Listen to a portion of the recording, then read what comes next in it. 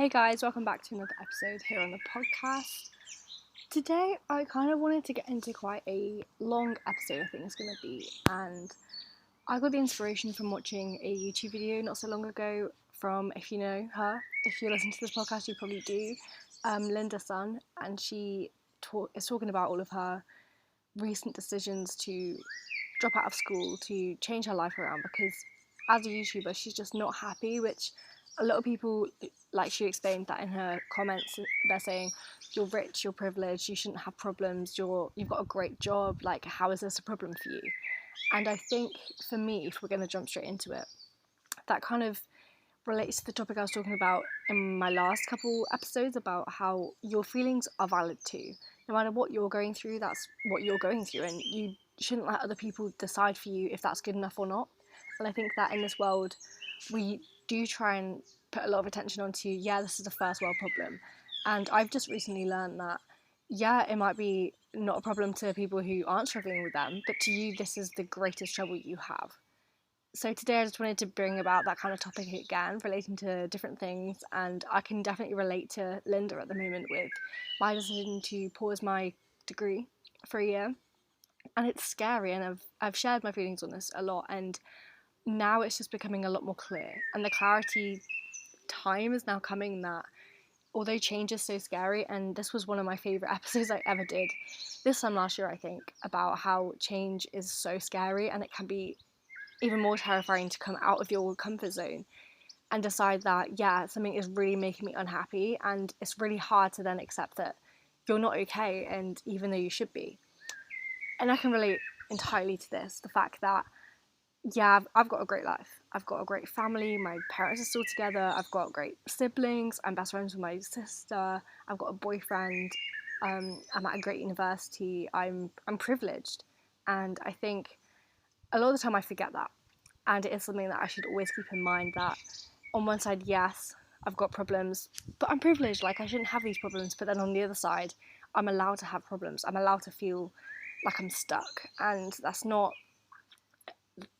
a bad thing to be. Like, you don't have to prove yourself to anyone, and I think I'm starting to learn that. And it's such a difficult topic to talk about, but I'm ready now to kind of delve deeper into my brain of, okay, why do I feel like this? And for so long at university I felt like I had to just keep on going, and if you're like me and you have such high expectations for yourself, and you've created these socially constructed ideas from yourself, not even society. Maybe society has an impact on them, but you just created all these expectations for yourself, and you think if you don't do these things, you're not worthy enough, and you're not worthy of love from other people or even yourself. And I keep saying how your love for yourself is the greatest and most powerful thing that you can ever have in your life, and nothing can happen without that love for yourself. And I still very much believe that, and now I'm kind of working past that and more deeper into my way of thinking that sometimes I do feel worthless and that I'm not enough because of all these expectations I have for myself to just keep on going. And as you know, throughout my university experience the last 2 years, I've just kept going. Yes, I've had some times where I've had to have a couple of weeks at home having a break from it, and I've been allowed to have that time off. And even when I had that time off, whether it was a weekend, a week, a couple of weeks at home, I felt like I was failing.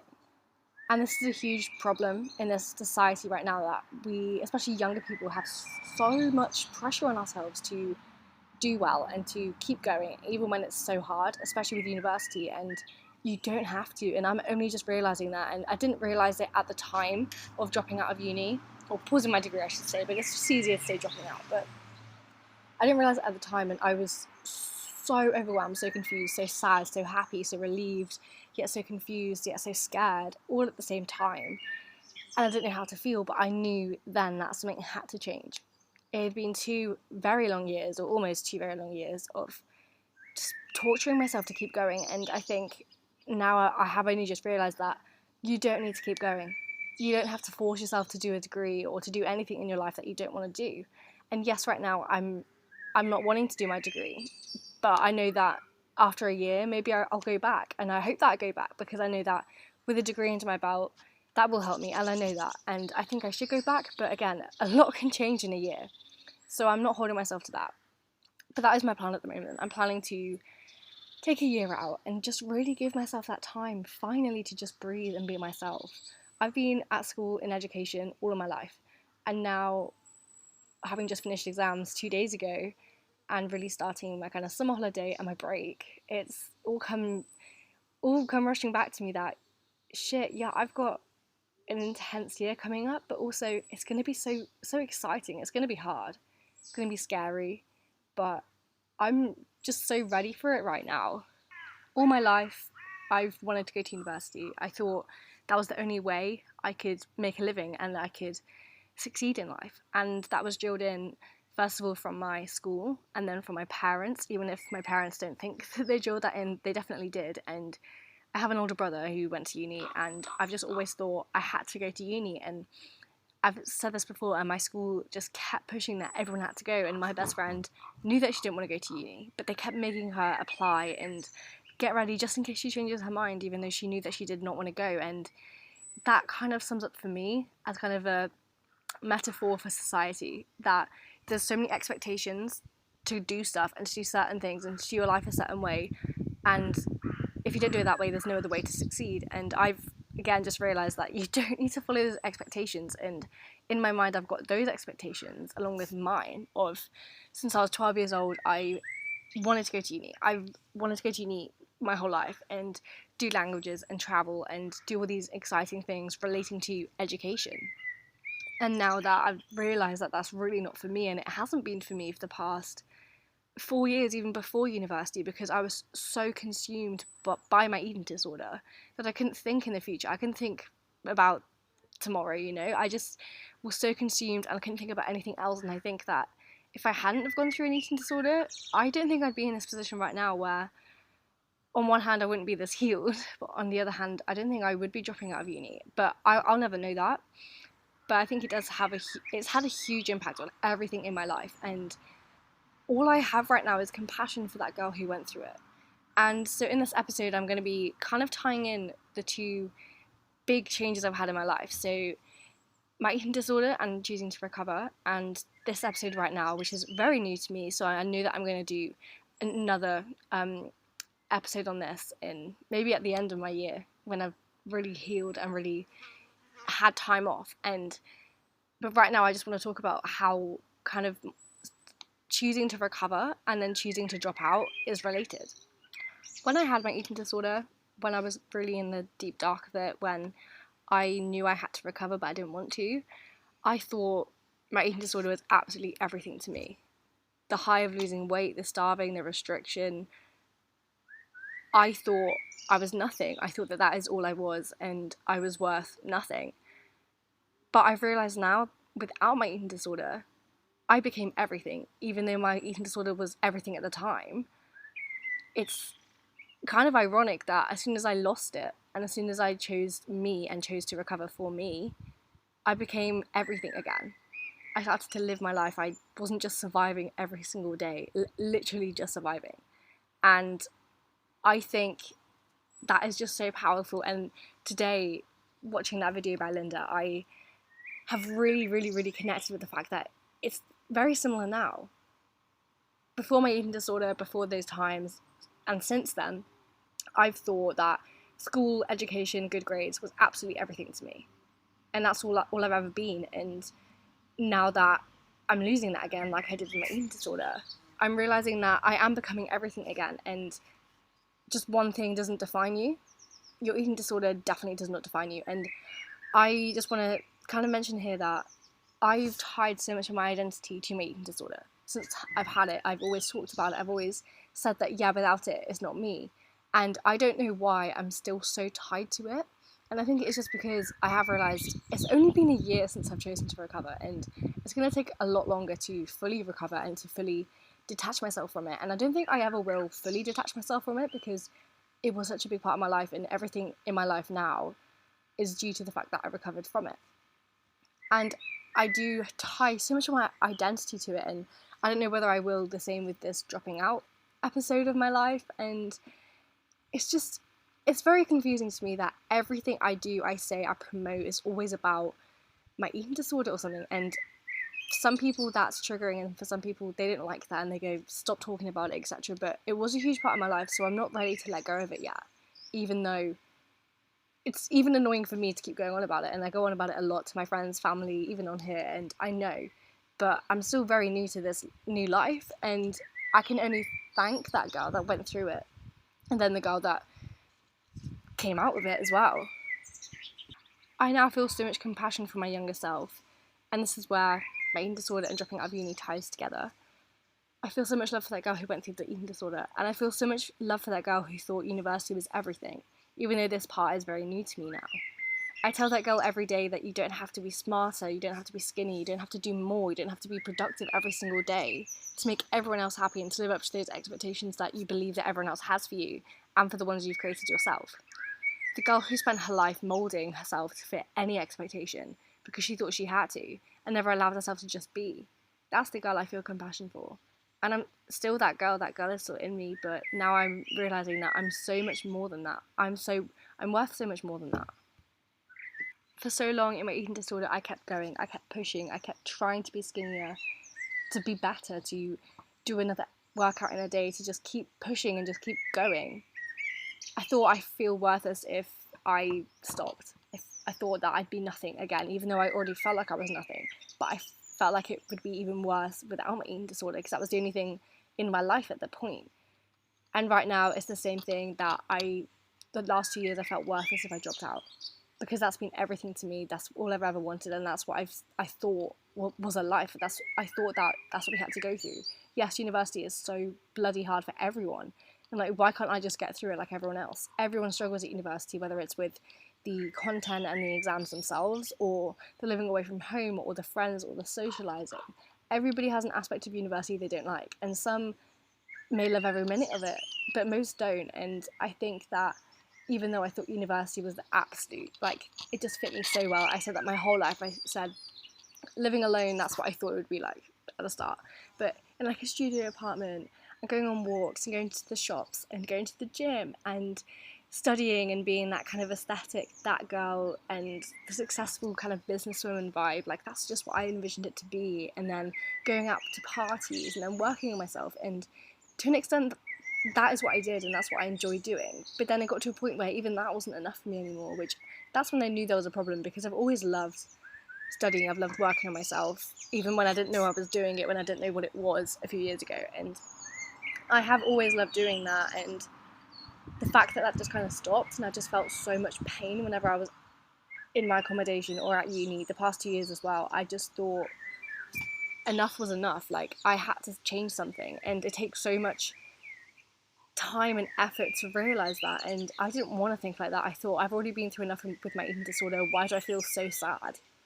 And in first year I thought it was again my eating disorder, and I thought, oh, I should have had a year out before I came so I could recover, because it's impacting my life now. But no, I just genuinely did not enjoy it, and it was so hard to understand and accept that, because every other one of my problems was to do with my eating disorder, and now it's something else. And it took so long to accept that. And even when I decided to drop out, when I sent that email, when I pushed that button, like, even then I didn't understand it, but I just knew something had to change. Like my eating disorder, I had to have someone tell me to stop, verbally, in my face, my parents, my sister, my friends.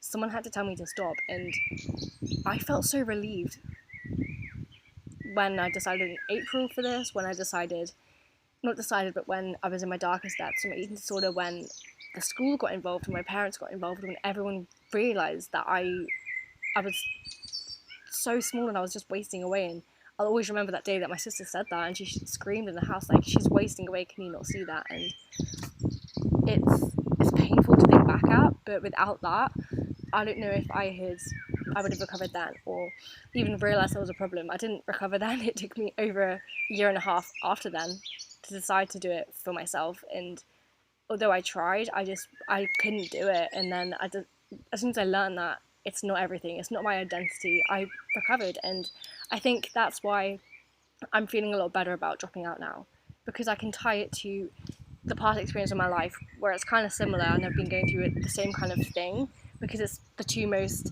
kind of most important points in my life where things have changed, and that's why I'm tying so much of my identity to both these things right now and tying them together in a way. Someone had to tell me to drop out.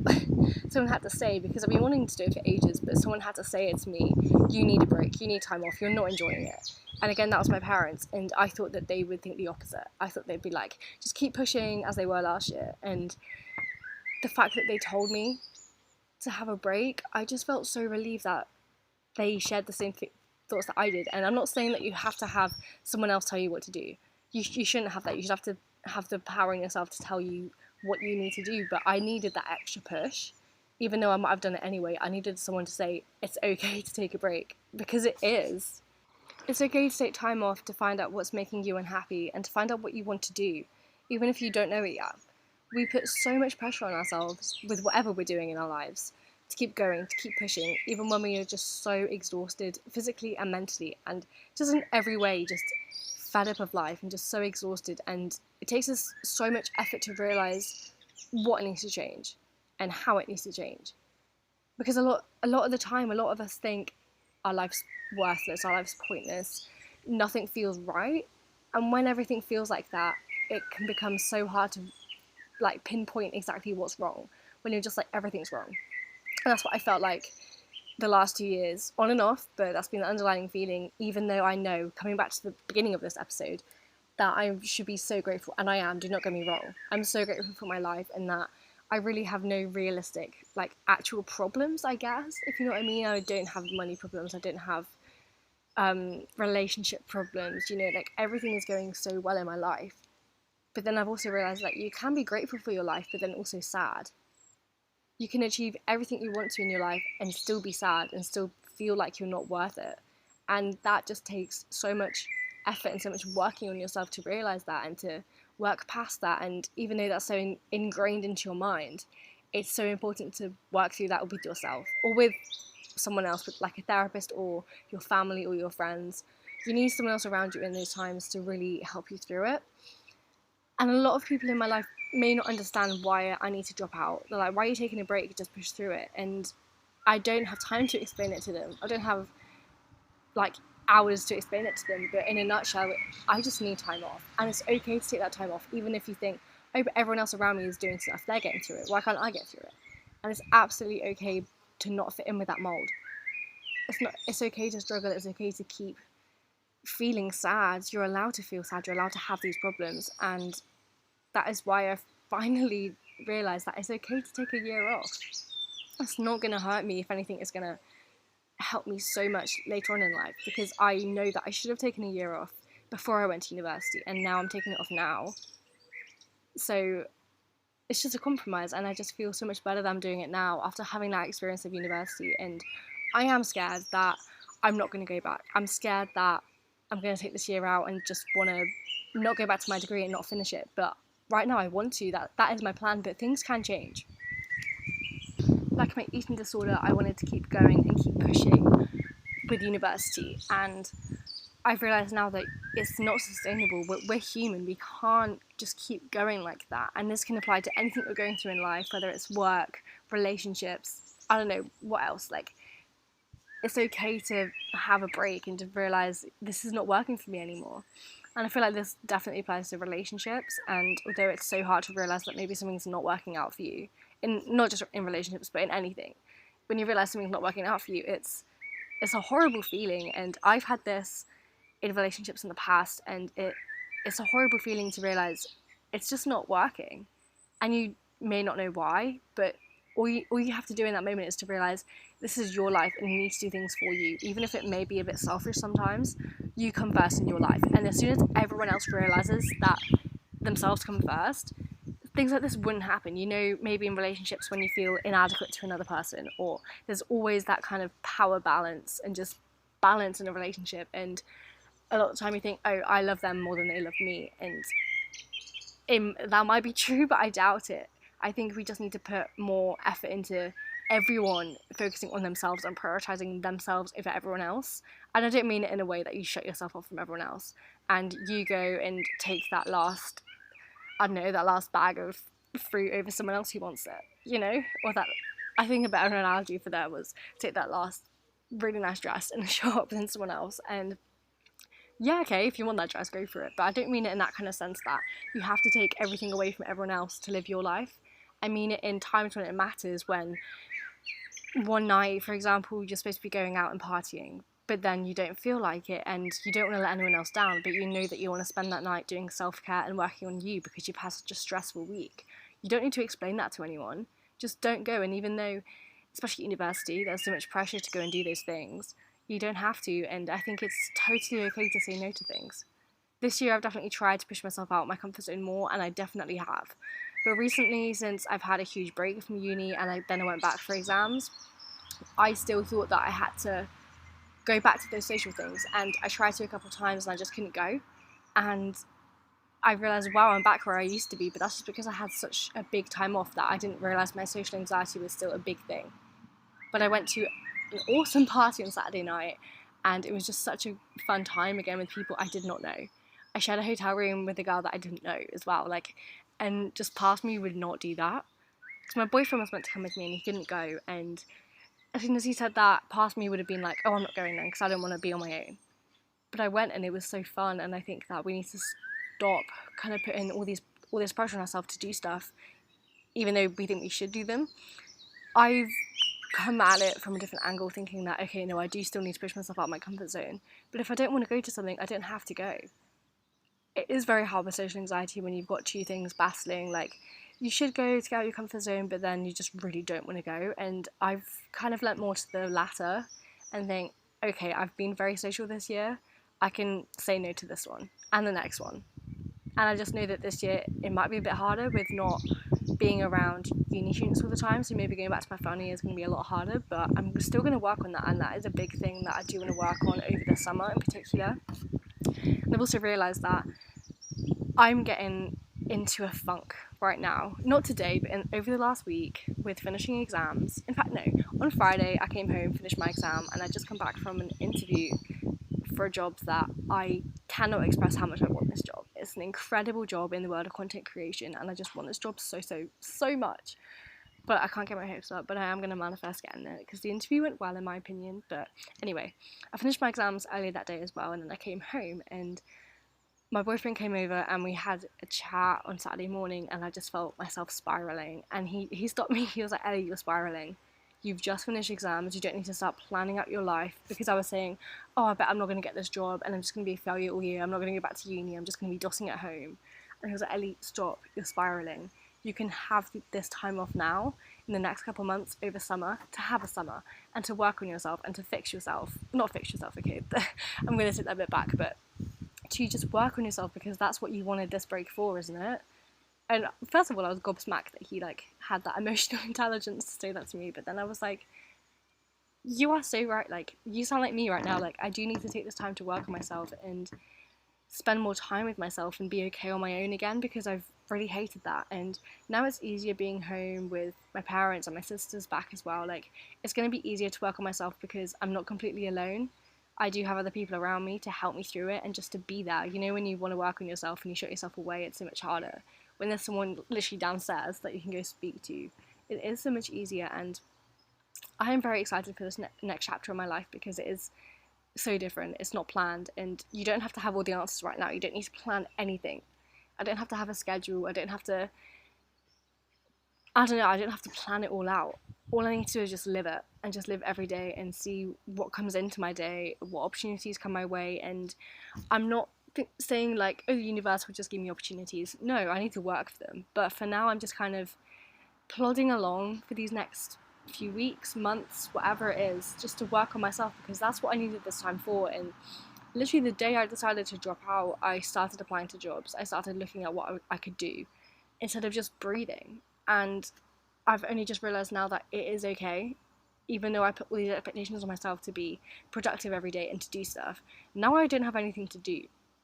All I have now is my podcast and my blog and my social media, my little side hobby. That's all I do now. I don't have exams, I don't have a job currently, and it's scary because I've never had that. But I'm really excited for this next chapter. So I hope today's episode has given you a bit of inspiration for if maybe you've just finished university, as I know a few people have, and you don't know what you're doing in your next chapter of your life. You don't know what's coming up, you don't have a job yet, etc., you don't know what you're doing, that is totally okay. You don't have to find out straight away. Despite the pressure your parents might be putting on you to find a job straight after uni, you don't have to, you really don't. And we're all still very young, so we shouldn't have to jump straight into anything right now. Even if you want to get on with your life, don't. Spend some time. I'm not saying everyone take a gap year, I'm not saying that, but just spend some time, even just a couple months, just being on your own and working on yourself for yourself, not for anyone else. And just one last note, like, it is hard to do that in a relationship, and I've only realized that the past nearly a year in my relationship right now, it's been hard because I've kind of lost myself in it. Not in a bad way, like, I'm not saying it's anyone's fault. It's just I've lost myself in this relationship and I've tied a lot of myself to it. And I've realised I've not been working on myself at all because I thought, oh, I don't need to now. I've got someone else who I can do that with. No, you still need to work on yourself no matter what situation you're in your life, whether you're single or not. You need to do that for you. So that's just one last note to think about if maybe you're feeling the same way.